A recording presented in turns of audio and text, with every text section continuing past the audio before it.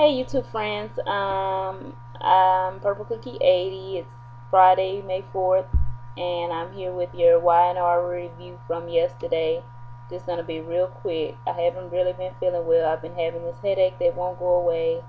So I'm just gonna give like a small recap about what really just went on. I'm not gonna go for scene to scene like I usually do, just to wrap up, just to get you guys a feel for what happened. It's kind of too late to tell you what happened. You probably already seen it, or today's show will be coming on shortly. So, Kane was questioned by the SEC. He told them he didn't know anything. They told him to think about it, talk to his wife about it, then get back with him. Genevieve gets to Lily's. They're playing with the twins and talking, a little bit about Kane. Kane comes in. He tells Lily he was questioned about the SEC. His mom's problems become their problem. Jen had went to take a phone call. She came back. He told her what was going on. She said, she hoped he didn't say anything. He told her he didn't. She was happy for him protecting her. Lily says to Kane he wants, he wants to move past, beyond the past, and give his mom another chance, I guess. So Kane says they'll be talking to him again, and Jen says he has no proof of wrongdoing. Glowworm Jack is Nikki arrives. Jack and her talking about Kyle, and he's they want to continue to agree to slow things down like they said, but Jack was kind of like missing her or whatever. So she's like, no, we agreed to slow things down for Kyle's sake, and he's like, he keeps rejecting my phone call, and he's like, he needs his space, give him his space. So Jack tells her that he's gonna meet up with Sarge, and she's surprised, and he's like, well, yeah, I told you, if this thing, I'm gonna do things the right way, I'm gonna work hard to do this the right way instead of doing the surgery. She leaves. Sarge comes up. Jack tells him he wants to work with him again. He tells him, well, now I gotta move my schedule around, and you understand it's going to be harder than it was, and I know you probably haven't been working out like I would have had you worked out and all that. He said you're not getting any shortcuts, and Jack says that's fine, I'll do it. He asked him what his name is, his real name, because he said I'm sure it's not Sarge, and he was like, none of your business. But he go ahead and tell him that his name is Augustus, after his father. At the tack house, Nick and Phyllis are talking with Summer. Before Summer came in, Nick was telling Phyllis about Kyle and how he's moved in with Dad and gonna be working there, and just trying to find his own way, and they understand about that. So Nick is telling Summer that he asked his mom to marry him again, and she doesn't look too thrilled because she's tired of them breaking up and going back and forth. So she's like, is this forever? And Nick promises her it's forever. They agree not to tell anybody about the pregnancy, anybody, even the kids. They're only going to tell them about the marriage, because they don't want anybody to know just yet. Nikki comes in to just hang out. Summer blurts out, my mommy and daddy's getting married. Nikki looks surprised, but she was like, congratulations. They celebrate. Nick proposes again because Phyllis had the ring around her neck. She took the ring off. He got down on his knee. He proposed again in front of Nikki. She accepted. Nikki wonders, why don't they wait? Why not wait? It's not like she's pregnant. And so Nicholas looked like, oh goodness.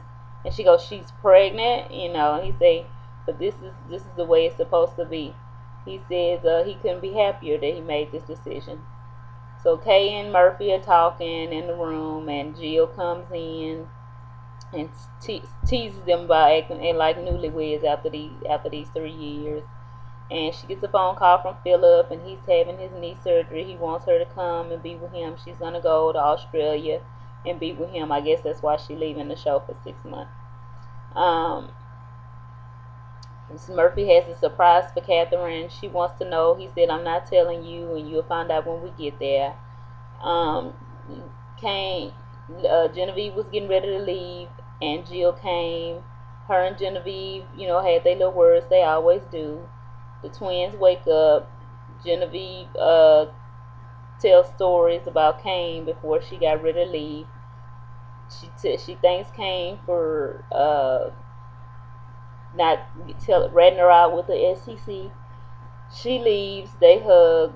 She leaves, and that's it with that. Jill notices that things have changed between him and Genevieve. Like they seem like they're back to mom.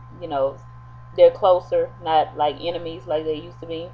He admits they made some progress. Lily hopes it lasts. Jill says she's never been fond of Genevieve, but she understands, that's his mother. So she tell him how she have to go to Australia. Kane's like, what's going on? What's wrong? She said Philip had some problems with his knee. He gonna need her around for a little bit. Lily takes the kids back to bed. Jill and Kane hug. She leaves. Kane telling Lily that the SEC not gonna give up. They gonna keep hounding him. She tell him he needs to stand his ground and make them back off. He call him and tell him he know nothing. He not offering nothing. They like, are you sure? He's like, yeah. Murphy has Catherine blindfolded. They're walking up to the diner where he proposed to her, where Pearl and Joe Nim and all them work.